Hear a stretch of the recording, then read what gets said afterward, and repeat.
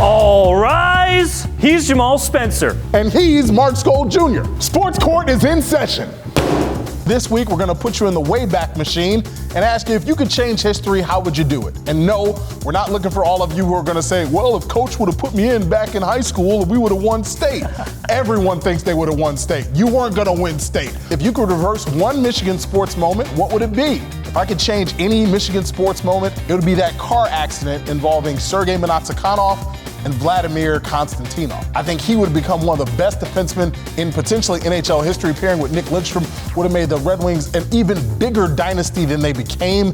That car accident, if I could change that, I would do that. For me, the sports moment that I would change is Isaiah Thomas not making the Dream Team in 1992. It's maddening to me that a guy like Isaiah Thomas, who I think is the second best point guard of all time, doesn't get into the Dream Team over guys like John Stockton, Chris Mullin, Clyde Drexler, all great players, all Hall of Famers.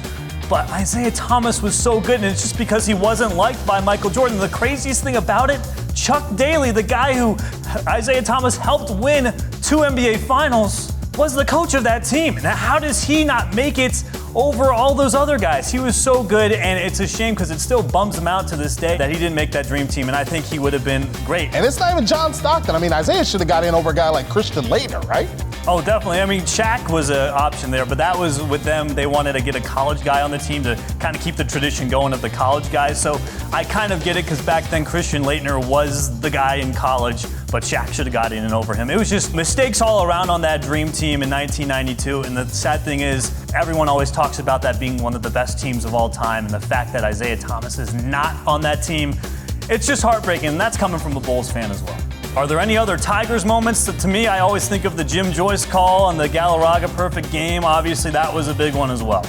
What happens if Torrey Hunter makes that catch out in right field, robs Big Papi of a home run in the ALCS against the Boston Red Sox? Maybe the Tigers go to a World Series.